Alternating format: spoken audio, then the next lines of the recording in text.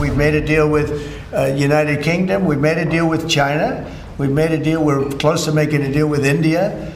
Others we met with, and we don't think we're going to be able to make a deal, so we just send them a letter. President Trump's tariff war on some of America's oldest allies is showing no signs of slowing down. European Union is the latest to be slammed with retaliatory tariffs. Imagine waking up, pouring your morning coffee, and finding out that America just drop-kicked two of its biggest trade allies with a 25% tariff on everything. Cars, semiconductors, steel, even the bolts holding your fridge together. Boom, taxed. Welcome to the 25% club, where entry is mandatory and the exit, that's still being negotiated in broken English over trembling espresso shots in Tokyo. But here's the twist. This isn't just another Trump tantrum on trade. This one hit differently. It didn't just rock markets, it slapped Wall Street across the face, made Tokyo reconsider their BFF necklace with Washington, and shoved Seoul into economic DEFCON 3. And oh yeah, China? They're watching this meltdown like it's free HBO. Let's unpack this mess before it sets your portfolio on fire. Fact 1.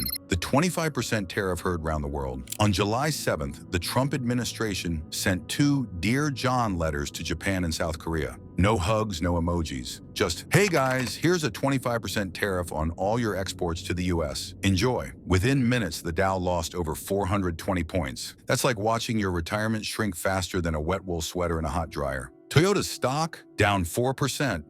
Honda, nearly the same. The market went from cruise control to kamikaze dive. Every auto exec from Seoul to Silicon Valley reached for their blood pressure meds. Now, if you thought that was the whole story, buckle up. Fact 2, the supply chain just took a roundhouse kick. We're talking $145 billion in Japanese exports, another $127.8 billion from South Korea, all now caught in a tariff storm. That's not just trade data, that's real stuff. Car parts, EV batteries, microchips, steel.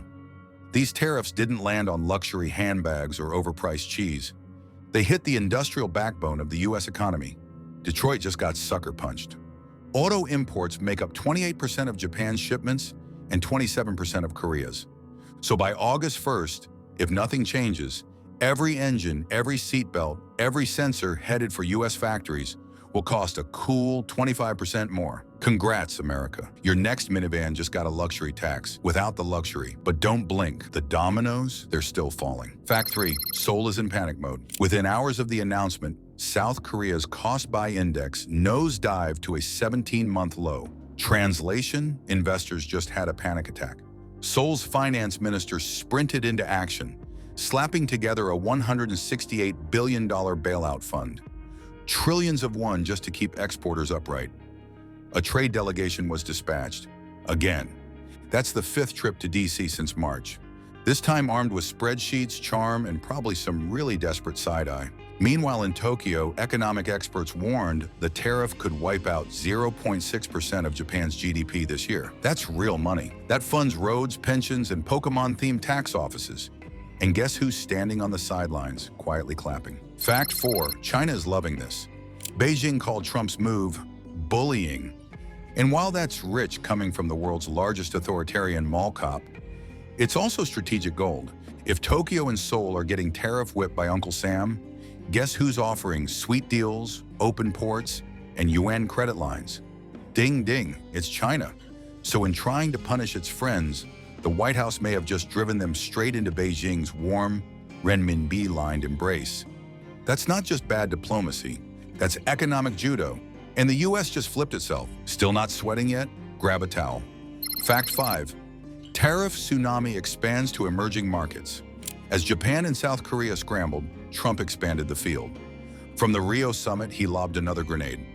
Any country championing anti-American policies could face an additional 10% tariff. New victims? India, Brazil, South Africa, and anyone else breathing the wrong way.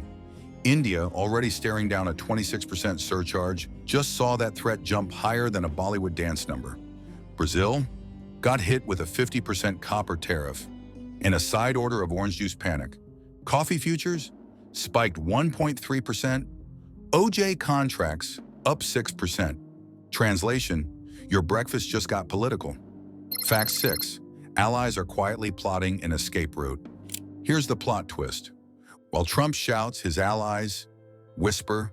Canada's response? Crickets. Ottawa refused to engage. Instead, they stared at the White House and said, "We'll talk after July 21st. That silence, it's not weakness, it's strategy. RBC data shows 90% of Canada's steel and aluminum flows south. If tariffs hit, guess who suffers first? American manufacturers, not Toronto voters. So Trump is boxed in. Enforce the tariffs and tank jobs in key battleground states, or back down and admit the stick broke. Either way, someone's sweating. And it ain't Ottawa. Fact 7. CEOs are popping antacids by the barrel. Small importers, doomed. They locked in contracts months ago. No wiggle room, no tariff clauses, just invoices and incoming panic. Bigger brands aren't safe either. Hugo Boss can't price fall fashion. BASF is rerouting chemicals like a panicked GPS. Even Wall Street is rattled. Each new tariff threat triggers volatility spikes. Options premiums rise, and capital flees to the sidelines. New plants don't get built when the rules change weekly. Economic growth? Frozen. Fact 8. The BRICS are building their own escape hatch. As America tightens the noose, BRICS nations are building the ladder out. China's central bank? Playing chess. When transactions just hit a record $724.9 billion. More than half of China's cross-border trade is now in yuan, not dollars. Swap lines? $4.3 trillion, highest ever. Giving friendly central banks the ability to ditch dollars if tariffs bite. This is what they call green diplomacy. But don't be fooled, it's power. And it's working. And while Washington is yelling about copper and cars, the BRICS just launched a climate guarantee fund that unlocks private capital 10 times over. Translation: need a dam? We've got you. No tariffs attached. Fact 9. Is the tariff stick now just a boomerang? Let's not forget, Trump promised 90 deals in 90 days. 3 months later, he's got 3 mini deals. And 14 angry countries waking up to copy-paste threat letters. Tariffs from 25% to 40%.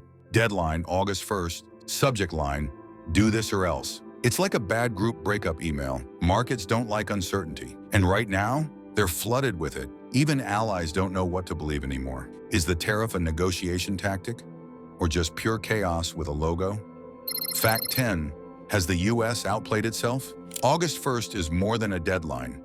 It's a reckoning. Japan's diversifying, South Korea's negotiating, Canada's stalling, and China? They're writing thank you notes in yuan. Trump can double down or blink, but every path has a price. And trust, the actual currency in this global economy, is getting torched. This started with a 25% tariff, but now it's about something bigger. Who leads, who adapts, and who gets left behind? So, what's your take? Will this all blow over in a last-minute truce? Or are we spiraling toward a full-blown global trade meltdown? Drop your prediction in the comments, because honestly, your opinion might be the only thing not taxed at 25%. And hey, if you made it this far, give that like button a little tariff of its own. Smash it. Subscribe for more high-voltage deep dives into the messy marriage of politics and economics. And hit the bell so you don't miss the next episode of What Did the Global Economy Step on This Week? Because in the end, headlines fade. But economic pain? That's the part that sticks.